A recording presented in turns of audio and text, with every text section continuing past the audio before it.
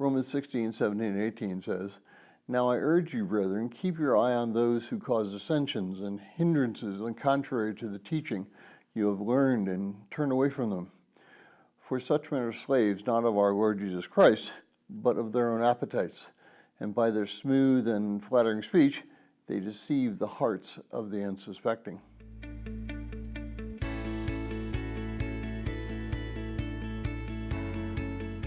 Well, if you're joining us in reading through this 60-day reading plan, today's reading is Romans chapter 16, and I encourage you to read that passage.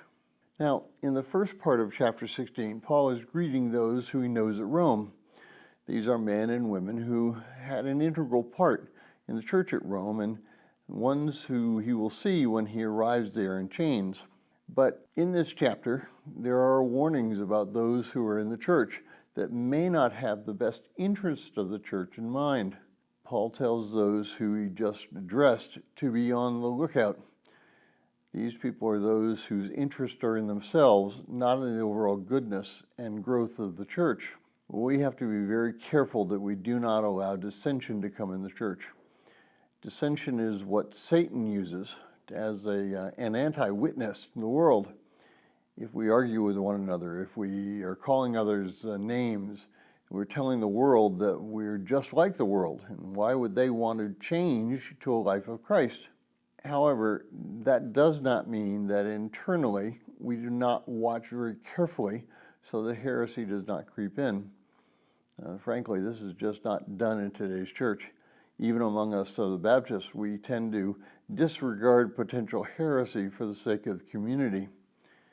The problem with that way of thinking is that it never stays as potential heresy, but always moves to the true heresy, which causes scandal in the church.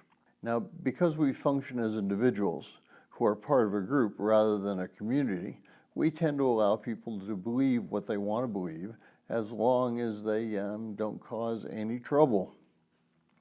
We want to be friendly with them. We don't want to correct them. We want them to like us. We don't want to have them think poorly of us. The problem is the more we bend and the more we make accommodations, the deeper the problems will ultimately be. Now, I tend to be one of those people that allows people to believe what they want to believe, but if they're going to fellowship with us, we're going to have to be like-minded, and it would be better for them to be of a common mind. We do not need evangelists that will draw us from the scriptures. We don't need evangelists who will attempt to modify the scriptures to fit their own desires. Paul is very clear. We are to be watchful for people who are willing to lead others astray for the sake of their own ego. Now, the church has always had people who wanted to do this. It's no different today, nor will it be any different tomorrow. We need to be on the lookout. And in love, we need to correct those who are attempting to preach heresy.